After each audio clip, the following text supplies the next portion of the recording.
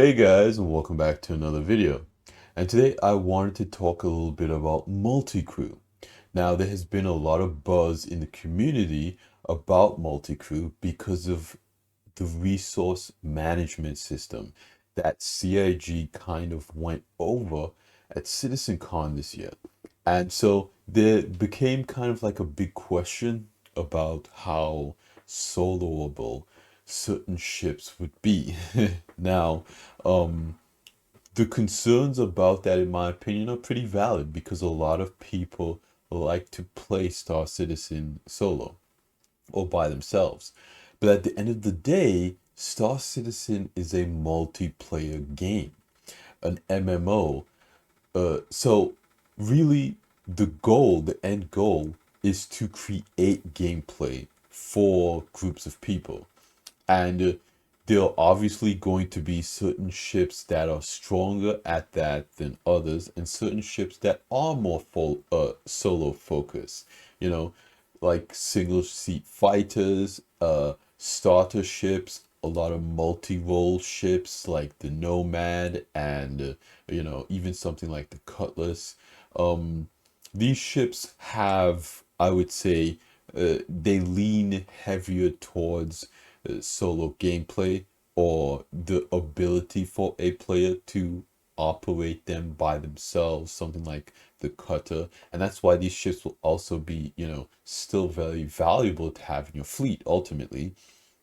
If you want to play solo, you're going to probably want a smaller ship to do a more focused gameplay loop. And when you're ready to play with your friends, then is when you kind of bring out your big ship. Um, but at the end of the day, all of the ships that you're kind of seeing in front of you right now that I want to talk a little bit about in this video, what CIG has basically said is that if you have a brand new ship and there's absolutely nothing wrong with it, yes, technically you will be able to take it out by yourself and, you can pilot it essentially by yourself. And, the reality is, yes, technically a single person could pilot a Boeing 747, but the amount of work and the scope of things that they have to do just kind of doesn't make sense for them to do that. Also, the safety and redundancy of having a co-pilot and a crew to kind of manage all of the passengers on the plane. It's very difficult for one person to do all of that. But it technically is possible. There's nothing physically preventing a single human being from operating a 747. It's just the amount of workload, it doesn't make sense to do it. Okay. And so that's kind of the idea behind, the multi-crew of the ships in Star Citizen, is that yes, you could run around this thing and physically, put out fires and do X, Y, and Z, and your mileage may vary of how successful you will be at doing that, but it will be obviously infinitely easier if you have friends, managing the components, putting out fires, operating the turrets, operating, whatever equipment is on the ship that needs to be operated. It will be a lot easier if there is someone else to do that, whether it is another player, whether it is an NPC, or whether it is a silver blade. So actually what we're going to talk about a little bit in this video is the ships that I think are kind of will be amazing for multi-crew gameplay. And again, I think Star Citizen is turning out to be a very interesting MMO, a multiplayer game. And really, it's one of the few, if not only, game that I feel like you'll be able to really take advantage of, having that space game MMO. Because again, Elite Dangerous is a multiplayer game and No Man's Sky is a multiplayer game, but they're really not MMOs because you're not really forced to do things together in the same way that I believe you'll be kind of encouraged, maybe I shouldn't say forced, encouraged to do things together in Star Citizen with ships designed to have multiple players on it. Again, you know, having a multi-crew experience like this is something that will be kind of unique to Star Citizen, because the ships are so detailed. So I kind of split this up into different categories: military ships, industrial ships, and then multi-purpose ships. Okay, and so really the gameplay that is coming out of the military ships, in my opinion, is probably going to be some of the most interesting multi-crew gameplay in all of gaming, not just in a space game. You look at what the Javelin is capable of. So let's kind of go over it, okay? You have a large number of turrets here. Now, if you've done the Javelin tour, you know, during Fleet Week, you've got, what is it, 3 guns here, 2 guns at the front. You've got a large gun here, and I know you have a large gun at the bottom. Okay, so that's you know, eight, 8 gunners here, 9, 10. Okay, and then you have the torpedo tubes in the front. The Javelin has the largest torpedoes of any ship in the game. Okay, so uh, you've got those 2 large torpedo tubes. So that's 10, 11 players. And then, of course, you've got the bridge crew. So you need at least 2 people on the bridge, I would say. Roughly 13 people. And then maybe you want to engineer 14. Okay? Imagine 14 or 15 players on this ship in the persistent universe. I mean, it'll be a force to reckon with. You know, now, the gameplay loop surrounding a ship like this is definitely going to be very specific. And that's why I make that call out for, the economy and economy rebounds and all this kind of stuff. Because this ship's gameplay, this ship's purpose is not fully in the game right now. And I really don't know what it looks like without an economy driving conflict in the game. Now, obviously, and I just realized that this turret is on a rail here, like the Scorpius. That is so sick. But yeah, without an economy driving that gameplay, to kind of encourage player orgs to go to battle with each other. Now, of course, you're going to have that type of role play mil sim type of situation, but these ships are going to be very expensive to operate moving forward, and they're not going to make any money.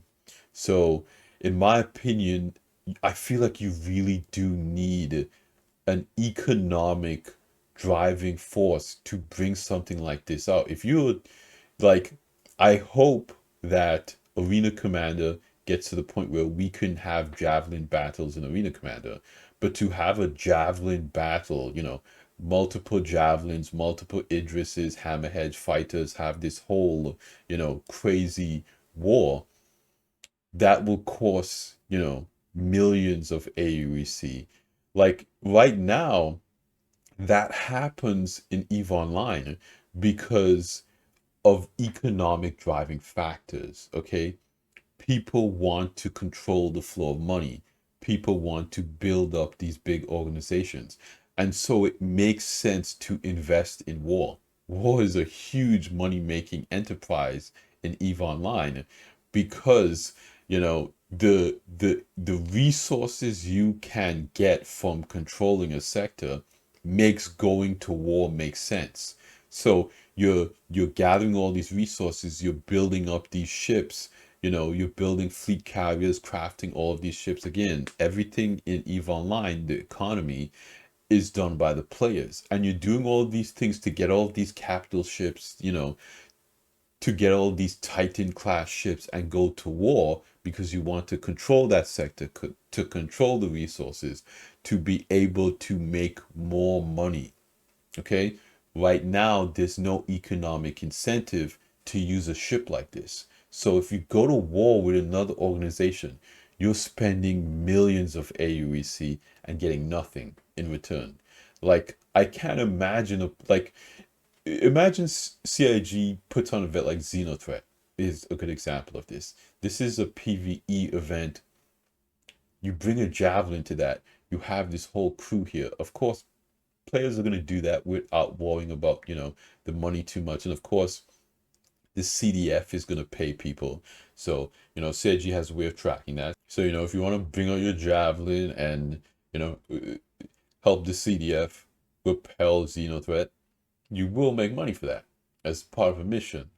But how is CIG going to balance the payout of that for, player groups that have their own javelin and show up? I mean, the it would take like 2 seconds to get rid of the NPC Idris yeah, at an event like Xenothreat. Right now, Xenothreat, the stakes are very high because none of the players have access to the ship. But what happens to that event when everyone shows up with their javelin and just levels Xenothreat? The whole event will be over in a few minutes. I feel like that is going to be very interesting, and I feel like CIG is going to have to pay very close attention to that.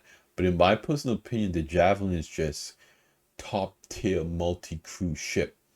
I really hope CIG changes their mind about player economy in this game, and I'm gonna make a video about that because I'm theory crafting the whole thing. I'm planning out everything that I think that gameplay should be like, and I really want you guys feedback on that video. That is it's gonna be a big video for me, and I hope you guys uh you know pay close attention to it and really give me your thoughts on kind of what I think a player economy in Star Citizen could look like. But I feel like we desperately need it for ships like these. Again, give me your thoughts down below in the video, in the comments, what you think this ship's gameplay is going to look like, because it's right around the corner. CIG said that after Squadron 42 comes out, we're getting this in game. So what kind of content is there going to be for a ship like this? I really want to know. It's fascinating to me. The next one we're going to look at is the Kraken. This is a carrier. CIG looks at it as kind of like definitely a military ship because you can carry fighters into these large fleet battles, but it also has that, large multi-role position with its other variant, the privateer, where it has the marketplace inside. The Kraken also has a ton of cargo. So it is really kind of like a great cornerstone vehicle in a pirate fleet, in a player fleet that really wants a lot of fighters, because you have these two kind of medium decks here, and then you have these small landing pads for fighters. Um, this is going to be a really interesting ship as well to multi-crew, because of course you have the flight crew as potentially a part of your crew if you're not just transporting ships. You're also going to have all of the turret gunners on the ship that I'm not entirely sure are depicted here in this image, but the Kraken does have a lot of turrets. You also have potentially the cargo crew, the engineering crew, to get this ship to be a well-oiled machine in battle. I feel like the Kraken is going to be a very interesting ship in a fleet battle scenario. Again, this ship will be a lot cheaper to operate than, I would say, something like the Javelin, because again, you could, you know, go into a fleet battle situation with just minimal crew on the ship and then the flight deck crew. So I don't think it will be as expensive or difficult to multi-crew this ship, but it will be a very unique experience with it. And then, of course, we have the Idris. Now, the Idris is another one of those ships that has a lot of turrets on it. It has the hangar, so you're going to have the flight deck crew. You're going to have, engineers. It has a med base, so you might have a medical officer and all this kind of stuff. This is another ship that is going to be coming with Squadron 42 when it releases. And so, a lot of people even saying that, there are leaks that the interior in these ships that CIG are really ramping up to get these ships in game. And again, it really comes down to, what is the gameplay loop for this ship going to be? But with the resource management network, you're definitely gonna want multiple people on a ship like this. But again, that experience is gonna be unlike any other experience in space gaming. Uh, it might also, rely heavily on silver meshing, dynamic silver meshing, being able to have these, player populations on these ships. I mean, even with a 100 player silver cap, if you have, let's say 10 people on an Idris, uh, you're really operating under, 10% of all the players on the silver is on one ship, So, um, you you could have like a silver fleet battle with 10 of these things, or five of these things, and a bunch of fighters and stuff like that. And even now I feel like that experience would be an experience that you really won't be able to get in any other space game, in any other game. Okay, and then you have the Polaris. The Polaris is a very interesting ship. A lot of people are excited for this. This is another ship that's right around the corner. CIG are currently working on this ship. In my opinion, it's not as bad. It is a torpedo boat. It has a lot of turrets, and it has a hangar for a medium fighter. Okay, so with all the turrets, with again with the resource management system, you want to engineer maybe a security officer to handle prisoners in the brig, a medical officer to handle the med bay area. You can really fully load out this ship with players in all of those different roles. And you know, in my opinion, this ship is very exciting because it's kind of like a mini javelin. The javelin's a torpedo boat. It has a lot of turrets. It has that hangar for a medium fighter, and I mean the javelins. No, it has a hangar for a heavy fighter. So the javelin's hangar that you see right here is clearly larger than the Polaris' hangar here. The Javelin's hangar actually looks like a medium hangar because you look at the medium-sized pads on the Kraken, and this hangar looks larger than the medium pads on the Kraken. Again, I could be a lot wrong about some of these metrics.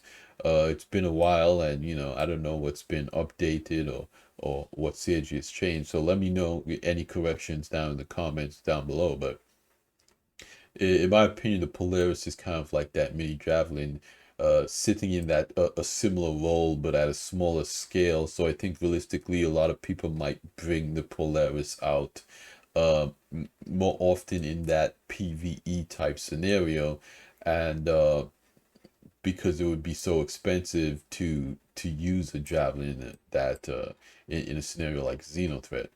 And then we have the Nautilus. Okay, the Nautilus is a very unique ship because it is a mine laying ship. So it can lay mines, but the same system that lays mines, it also deploys drones. So it could deploy sentry drones with guns on them, kind of like the sentry drones that protect space stations. So you can essentially surround a mining claim. So you could essentially surround a mining claim, and with those sentry drones with guns on them, a couple of Nautiluses, and kind of like lock down the area. So if anyone is unauthorized to come in that area while people are mining, those drones could kind of shoot at them, or you have mines out there. If they're flying around trying to dogfight you, all you have to do is fly through the minefield, and some of those you'll know where the mines are, obviously, uh, and they might get hit by the mines. Now, I don't entirely know how this is going to work because I'm assuming these ships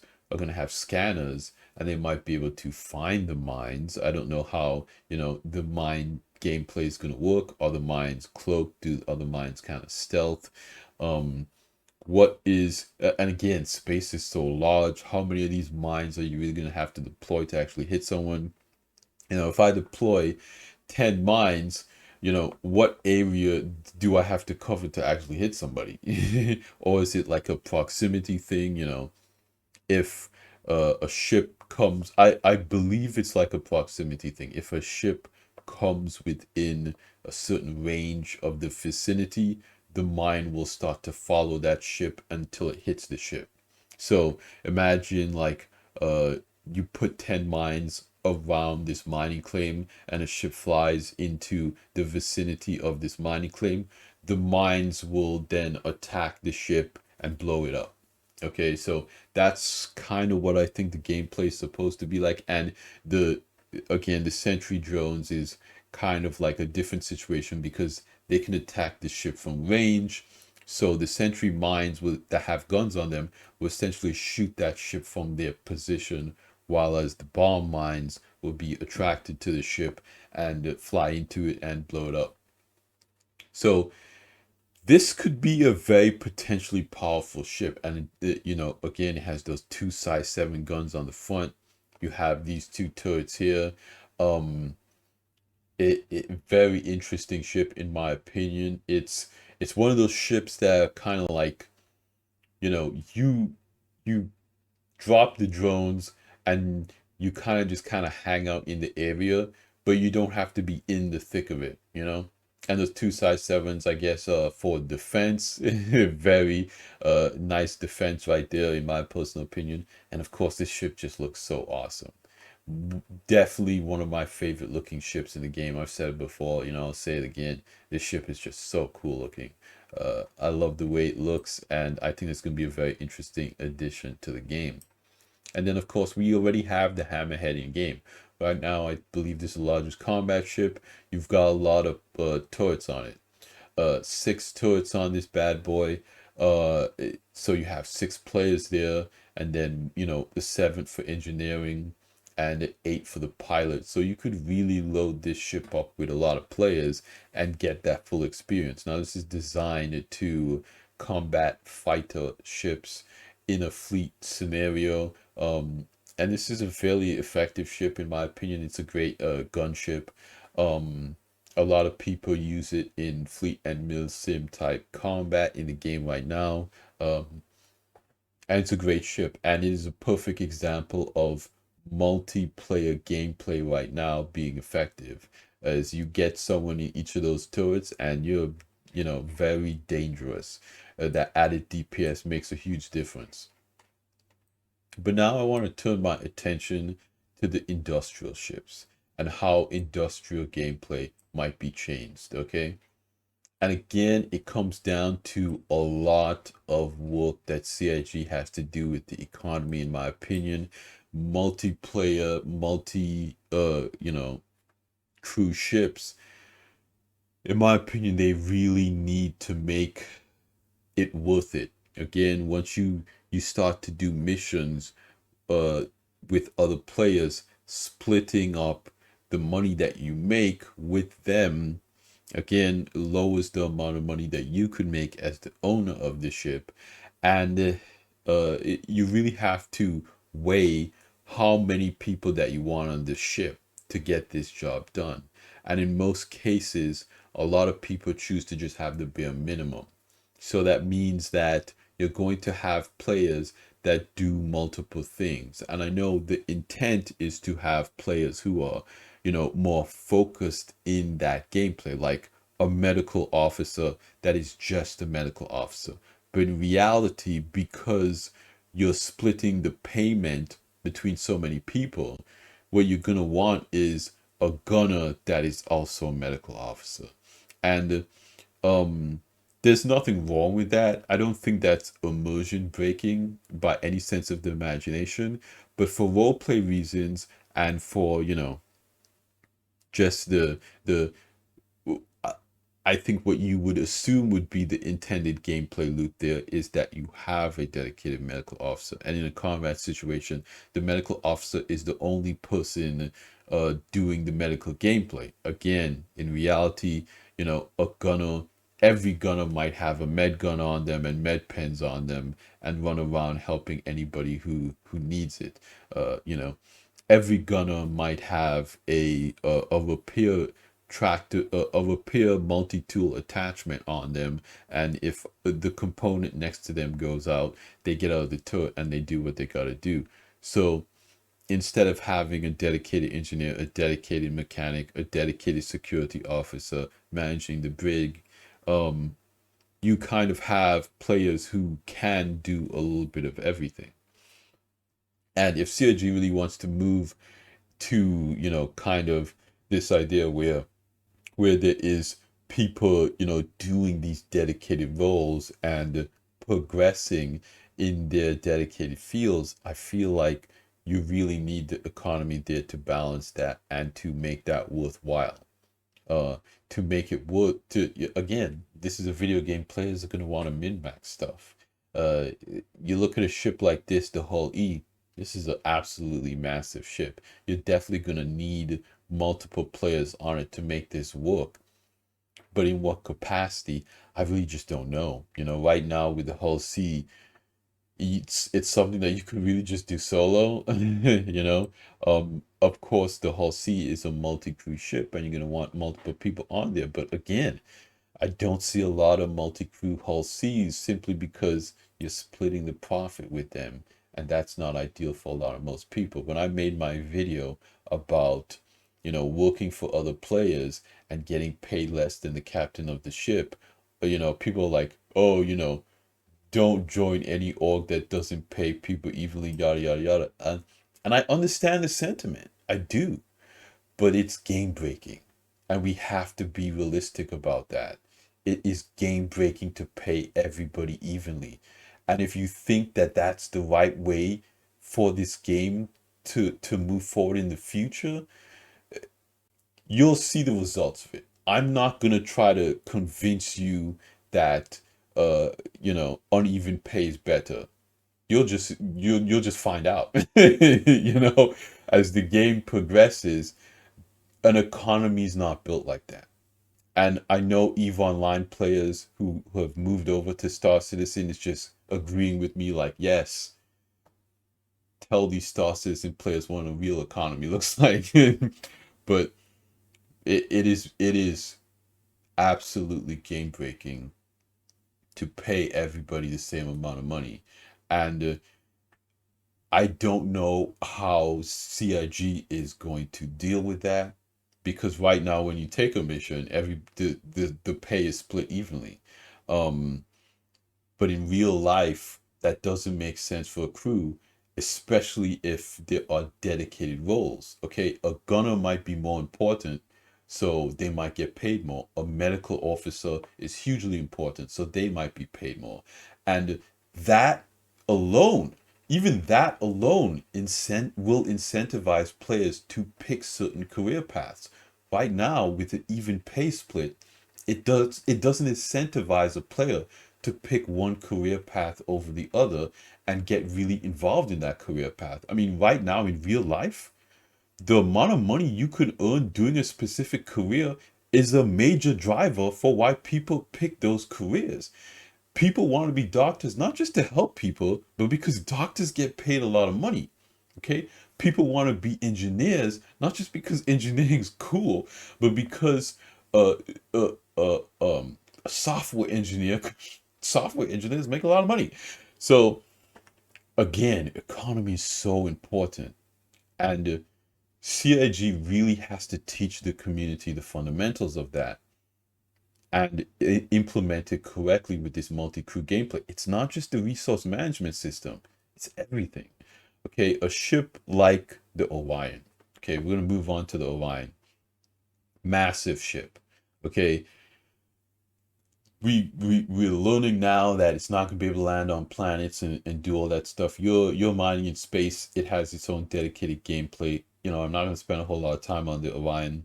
I just uh, I just can't even comprehend what this gameplay is gonna look like. You're gonna have obviously, uh multiple miners on this ship, multiple mining lasers. You have a lot of cargo on this thing. It has grown in size since the last time, since the concept. Um, this is gonna be like the king of mining ships in the game. Okay. Then the Pioneer. This ship is, a lot of people in love with this ship. This is the base building ship, the construction ship. Okay, it has a landing pad up here. It has a lot of cargo. This, center section here is what kind of builds and prints the outposts. And again, kind of going back to the economy, I don't want to, beat a dead horse here. This ship is very interesting in a game with no economy, because this is a big capitalist ship style industrial ship. And how are you charging other players to build their bases with this ship?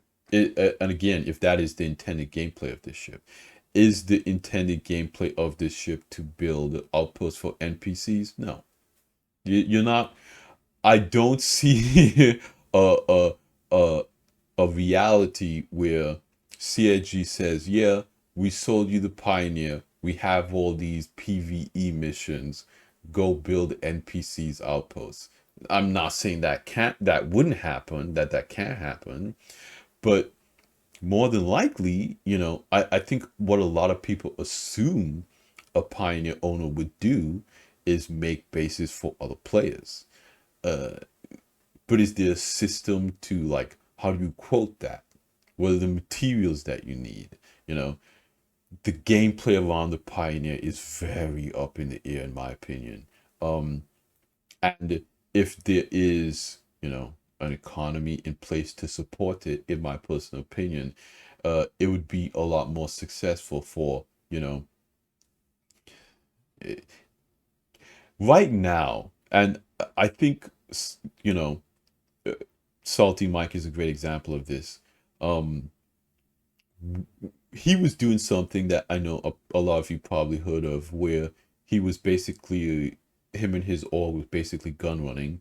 They would, farm rail guns, and then they would sell them for like 100K, 100K for a railgun, and people were buying that, okay, because the demand was high, and they were a good supplier. Now, when the Pyro Playground came out, he was really surprised to see that, railguns are in Pyro, and they're like 5K. So really, the community's ability to quote um work like this, I don't trust it. And frankly, I don't think CIG trusts it either. That's why CIG is very on the fence about, uh, making an actual play economy, is because they're kind of worried players will have like crazy quotes like that.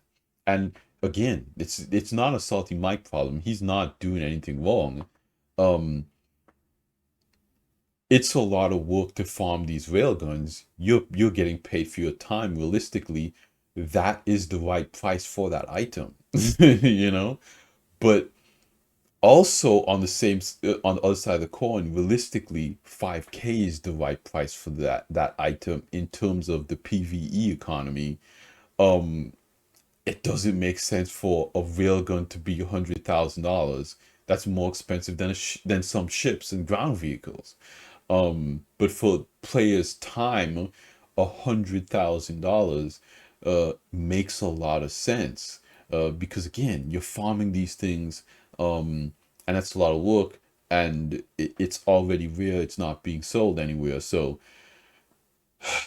the economy is a big question mark when it comes to ships like the Pioneer, because you say, okay, I have the ability to build bases, probably one of the most in demand resources in the game. A lot of people are probably going to want bases who don't own a Pioneer, and they might want to hire someone who owns a Pioneer to build them that base. I don't know what that transaction looks like. I don't. What are you charging that player? The materials, the economy, quoting it. I mean, you're going to have to be a serious role player. And then what if somebody undercuts you? If you're charging, $100 million to build this crazy OP base, maybe that's worth it because you're a good designer. Uh, you can really lay out this base for this player in a way that makes sense. Maybe there's a depth to that gameplay where it's nuanced enough for one player organization to be better at it than another. I don't know. We don't have answers to any of these questions. So that's why I'm making this video and posing these. I think this is a fascinating conversation. This video is going to be like an hour long. I mean, we're not even halfway through all the ships on this list right now. But It's a very interesting topic to cover. It's not an easy thing, in my opinion, to solve. It's not an easy problem to solve. Okay, so I don't know. This ship is a big question mark for me, but multi-crew is a must. This is not something that I think you're going to be able to even remotely do solo. Then we have the Reclaimer. Right now, PTU is out, and I've already seen videos of the claw working. Amazing. I'll link them in the description below. You know, uh, a channel that I watch all the time. Uh, Great videos. Link it down below if you guys want to check out Structural Salvage. This ship is insanely cool now. With the claw working, with having multiple people on the salvaging lasers. The co-pilot is the only one that can use the claw. Uh, they now have larger box dispensers, so you don't have to just do one SCU boxes in the dispenser back here. The Reclaimer is a great multi-crew ship. I think right now that CIG can balance multi-crew gameplay on a ship like this. And again, it's one of those things that I don't think you're really gonna have to worry about uneven pay. You could pay, the crew of this ship evenly because everyone's basically doing the same thing. Pilot's pretty much equal with the co-pilot using the claw and someone using the scraper. You're just kind of like spreading the jobs evenly. You're industrial crew just doing stuff. So there's kind of no reason for, there to be uneven pay type scenario in a ship like the Reclaimer. Okay, but again, I think that conversation changed a little bit in ships like the Pioneer, where there might be that nuance in gameplay where you're gonna need somebody who's good. I mean, you don't. There's not a lot of nuance with hull scraping. There's not a lot of nuance with using the claw. There's not a lot of nuance with piloting. There's not a lot of nuance with being the cargo manager in the cargo. They're basically all jobs that anybody can do, and because of that, everybody should get paid the same amount of money. But in a ship like the Pioneer, there might be a situation, okay, where there is somebody who's better at building with these tractor beams or these arms, assembling these structures, or a designer who can lay out the best plans, so a better surveyor. I don't know what I don't know if there is nuance in that gameplay, and if you might want to hire a player for your crew that is really good at that, and that player, because they're really good at that, might warrant a higher salary or something like that. Again, that gameplay, all of that has not really been, you know, pulled out in the concept of these ships. So we're really gonna have to see. But for the Reclaimer, it's pretty cut and dry, pretty straightforward. It's just a good multi-crew ship if you're going to want to make money. And the same, in my opinion, can be said for the Rasa. This ship really just came out. We're still waiting on the Q&A, but this ship is very capable. Okay, this ship has 3 mining lasers. The central mining laser can move from the top to the bottom by going through the entire ship, and you can see it moving while you're inside the ship. It has all of the remote turrets on the bridge. I think this is excellent, even for multi-crew, because having everybody on the bridge just makes coordination a lot easier. In my opinion, it's just a better way of doing things. You have that garage, so you can do ground vehicles. You can basically be a whole mining operation with this ship, you know. And again, it's one of those things where there isn't a lot of nuance with any of the roles on this ship. Anybody could basically do any of these roles. So again, no reason for uneven pay on a ship like this. This is, in my opinion, is just kind of another quintessential perfect multi-crew ship, because you can get in with all your buddies, do the job that needs to be done. Everybody gets the money and they get out of it. Okay.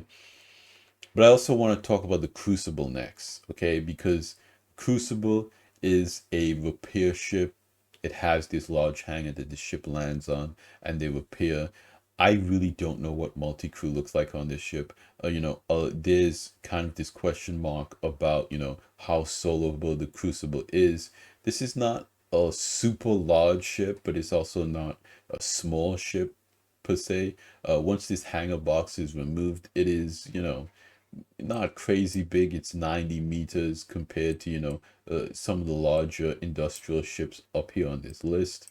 Um, but it really comes down to how the repair gameplay is going to look like and what the other roles are going to be involved in doing to actually physically repair the ship.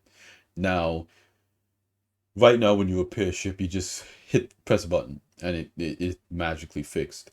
But with Maelstrom, you're going to physically have to reattach parts. So that means you might need parts in stock. You might need somebody on the flight deck reattaching these parts with a multi-tool, kind of like how you have item attach and detach, changing components, changing the weapons. But will we need, you know, spare hull parts? You know, is it going to be just like a beam? Will we be able to print parts like, okay, maybe it's a system where, you know, it's craftable. You have arm C and then you put in Gladius wing and it prints out a Gladius wing and you attach the Gladius wing. With Maelstrom, it really kind of changes, in my opinion, kind of what this ship does. I think this ship is going to maybe double in size. If you need to have parts in stock for the ships that, you know, are getting repaired. Maelstrom really throws events in it, in my opinion. I'm very excited for Maelstrom, don't get me wrong, but for repair, that's going to be kind of interesting, in my opinion. You know, CIG's not pulling any punches here. The Crucible is not really, you know, in the plans to come online anytime soon.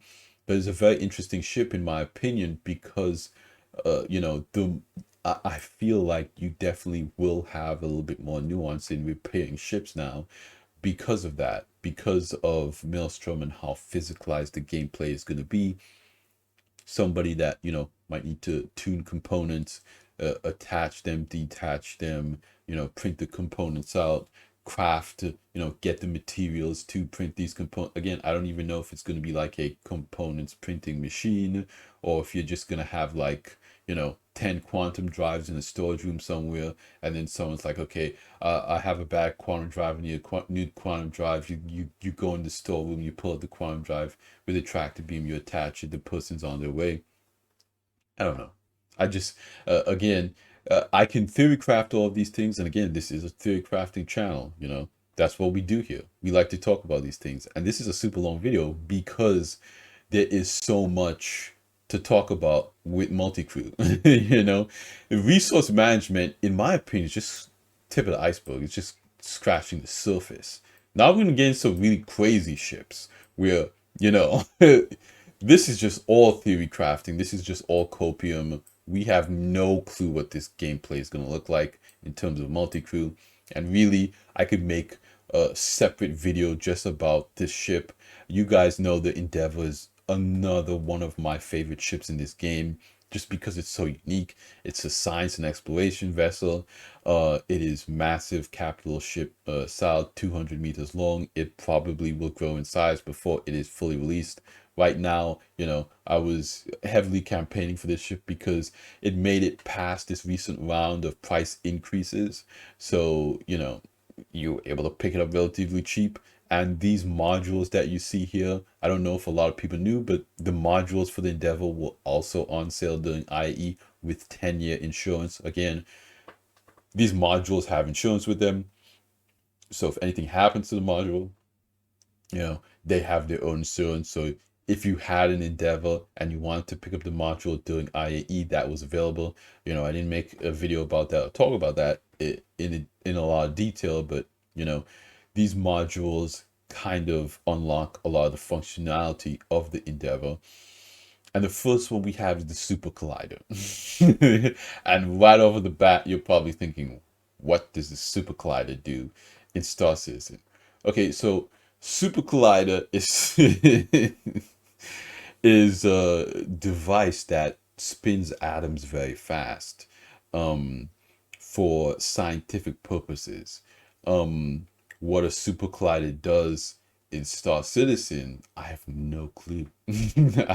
I know that it is usually designed to tune components. That is kind of my understanding of the gameplay that CIG has proposed with this device, that you will be able to overclock a quantum drive or something like that, of that nature. Again, I'm pulling from my memory here. I didn't look this up beforehand. As far as my understanding is currently, and again, correct me in the comments down below, the super collider for the Endeavor in Star Citizen is designed to tune components, overclock them, and do scientific research for industrial purposes. Okay.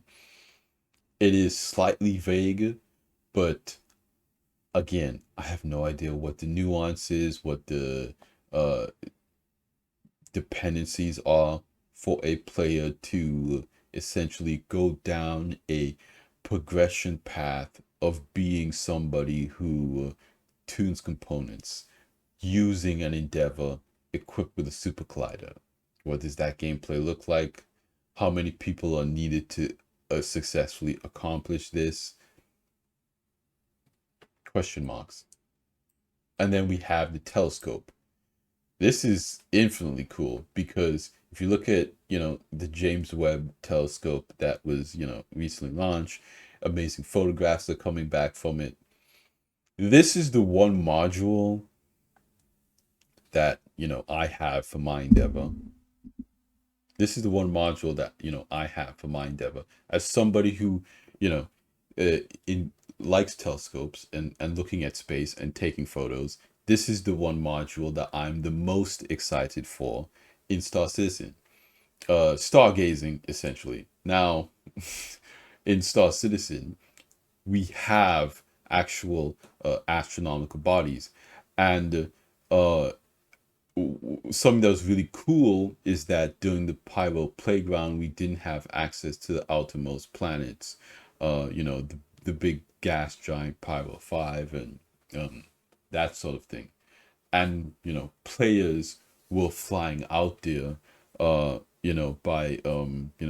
doing the, what is it called?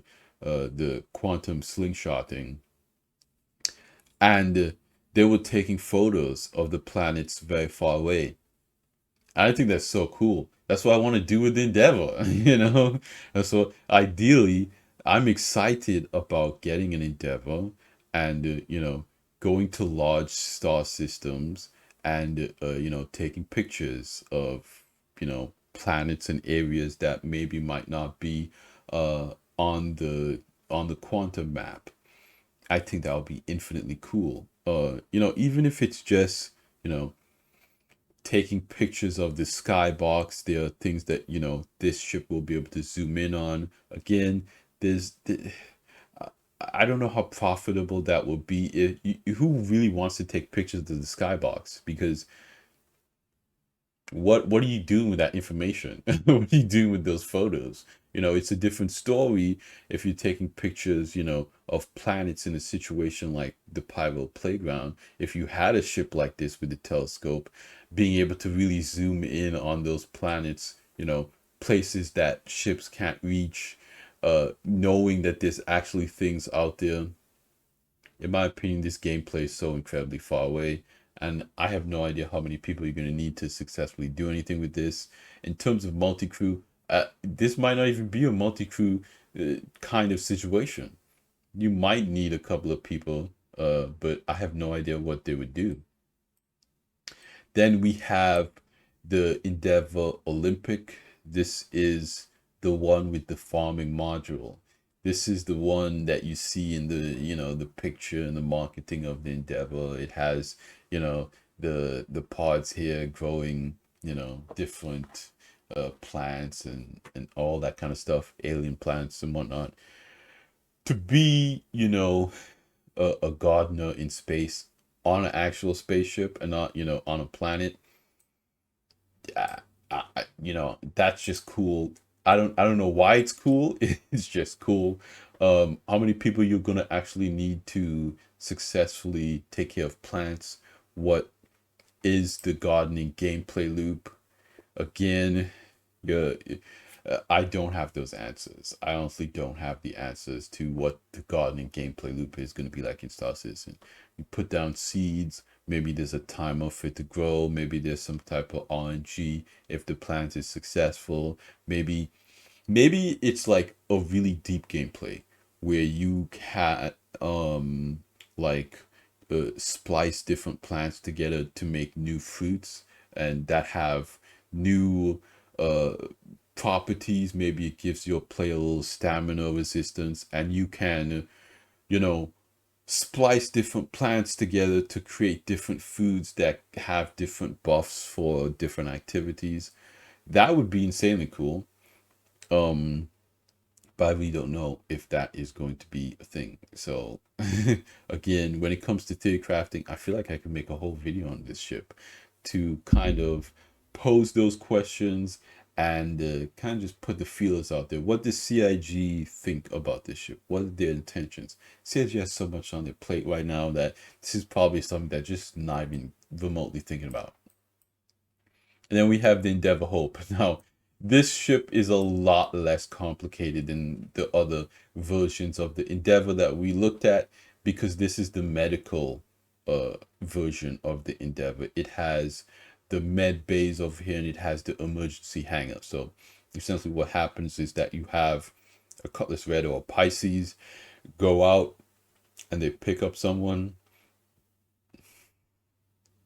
and then that person is dropped off in this hangar and they're taken back up here to receive care. And you can see different medical rooms with med beds and stuff like that. These are windows, so the patients can see out and whatnot.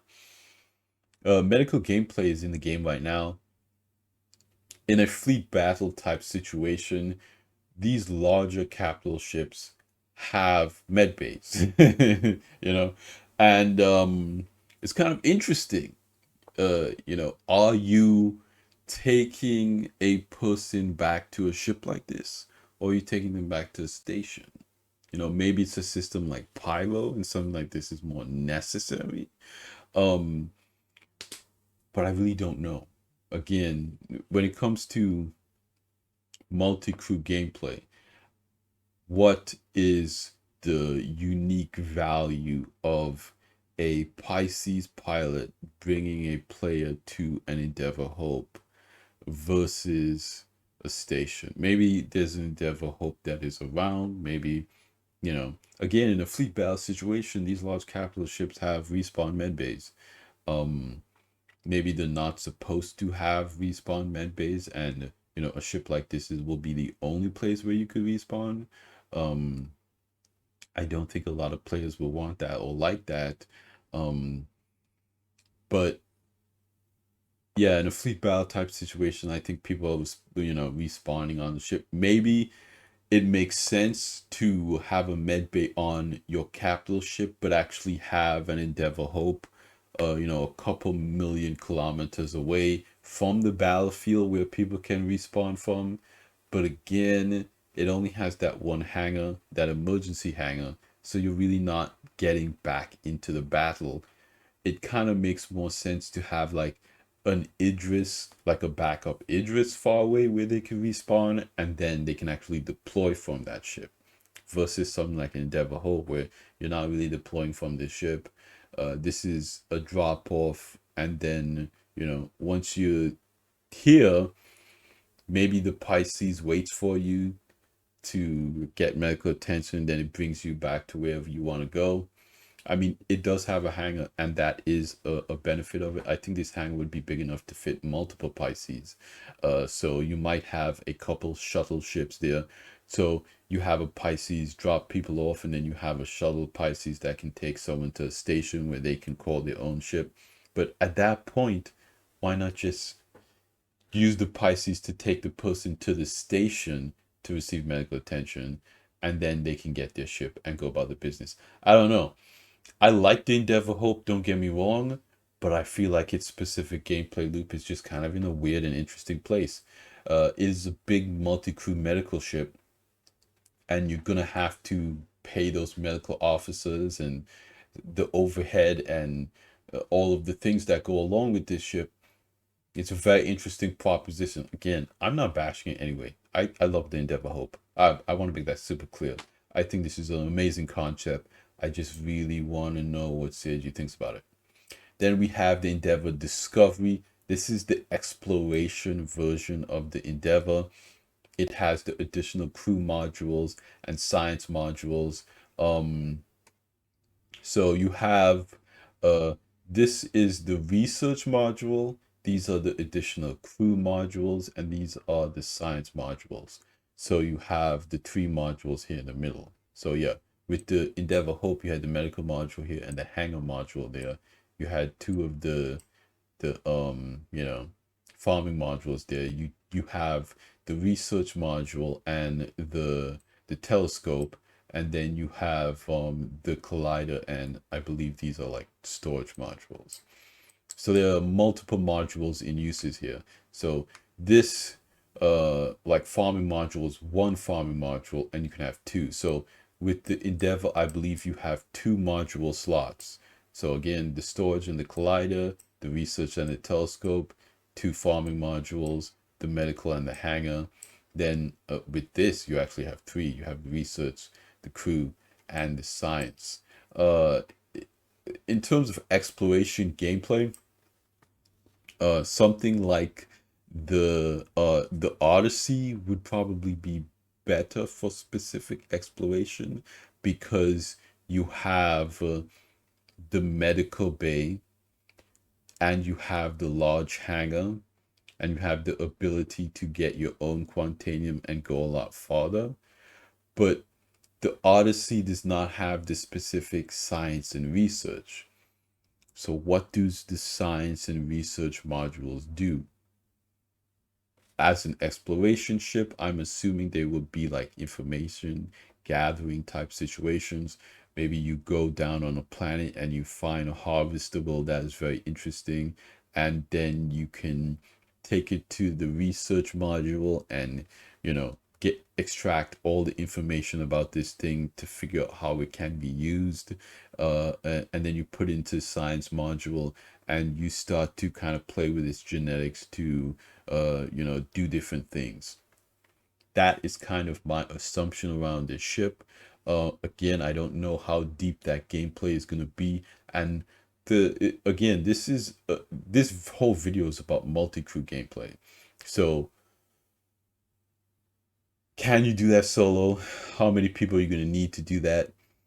How is it one of those things where you need to be good at science?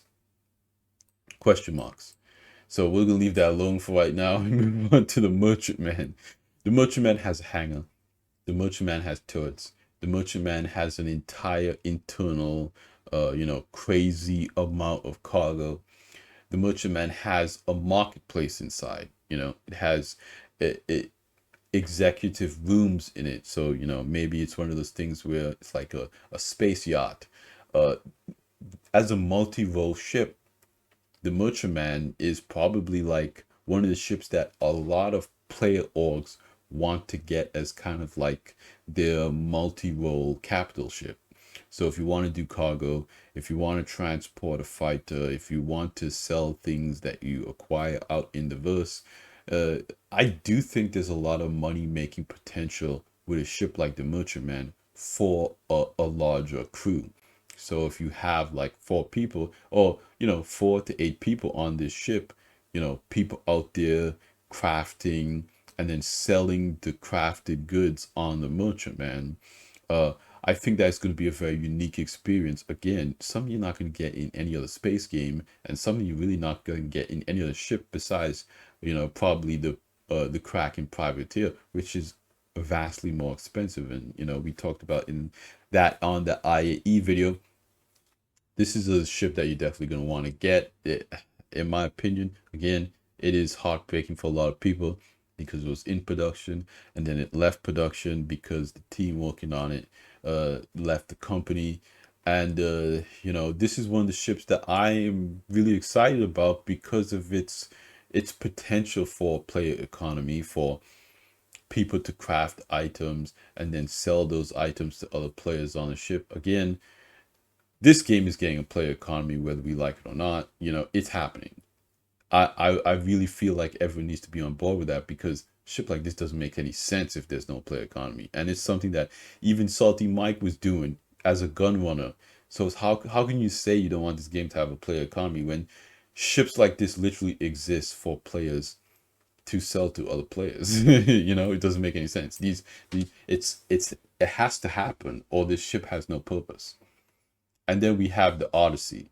The Odyssey is that large, exploration ship, has a large hangar. Again, the medbay we talked about, uh, specific rooms for each crew member. Okay, so it's gonna be very comfortable for a large crew to be on here. Again, we don't know what the exploration gameplay looks like, and we can kind of lump this in together with the Carrack, in my personal opinion. But the Carrack a little bit is on its own, in its own league, in my opinion, because those modules. I don't know what modules the Carrack comes with, but in my opinion, has a little bit more of an industrial edge, or money making edge because of that.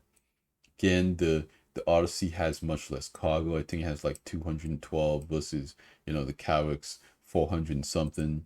I wouldn't really use an Odyssey as a cargo runner because of that. Again, it's more of dedicated exploration. Um, but again, as a money making ship for to pay a crew that would, work with you in exploration. Again, none of this matters if it's you and your friends just going out and, flying around and having fun and searching for stuff.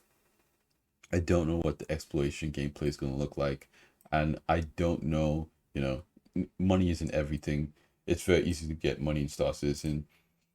If this is just one of those ships for you and your buddies to fly out into space and, immerse yourself, hey, do it.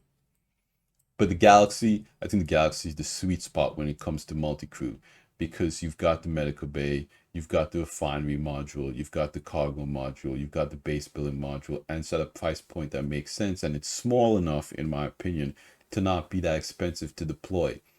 If you have 3-4 players on a ship like this, I feel like you'll be able to realistically pay all those people for their, participation in the crew on this ship. In my opinion, the Galaxy is kind of that sweet spot. It's not too big. Again, it's a similar situation with, with the Galaxy, the Rastra, and the Reclaimer. I feel like they're all kind of in that sweet spot for where multi-crew really makes sense, and even pay really makes sense. You don't have to worry about economy stuff. It's just friends getting together on a ship and doing what needs to be done. Everybody's making money. Everybody's happy. It's not as complicated as something like the Pioneer, or, the Hull E. But yeah, that's my list. It's not all of the multi-crew ships in Star Citizen. It's just the multi-crew ships that I think are particularly interesting, because we're getting resource management system, and multi-crew is kind of more at the forefront of what the gameplay in the future of this game could look like, us finally understanding what that could look like. I feel like it was interesting to have a conversation about these specific ships. But yeah, let me know what you guys think about this list. If there are any other ships you would have on this list. uh I think these ships are just kind of interesting from, a multi-crew gameplay standpoint, because we know a lot more about multi-crew now, with the resource management system.